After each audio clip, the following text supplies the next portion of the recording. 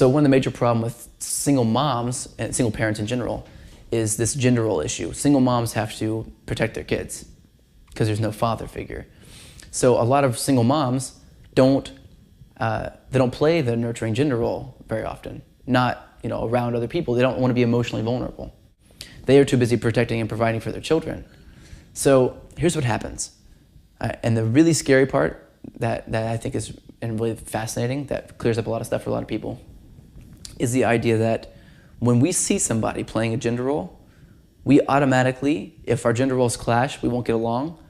But if we're weak in our gender roles and we're not sure where we want to be, or kind of wishy-washy, then I will automatically switch my gender role so that I'm the opposite of you, so we get along. So if there's a woman who is providing and protecting for her children, most men, she may find that she meets a lot of very weak men, and the reason why that happens is because men see her being a provider protector. They think she wants to do that, so they try to switch their gender role basically to get in with her in some kind of way. And so women who are single moms attract a lot of weak men over and over again, and that's or overly dominant, like almost misogynistic sometimes. So they have these two extremes. Now the way this works, because we're attracted to the opposite gender role, which by the way, in gay relationships, so two gay men, the only difference between two gay men is their gender role. That's it.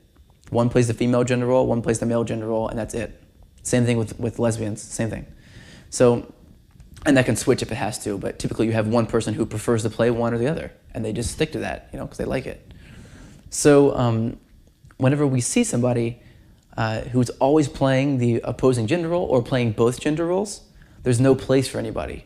Like I can't step into a woman's life who's playing provider, protector, and nurturer, and won't let me step in and be the provider, protector, because there's no place for me.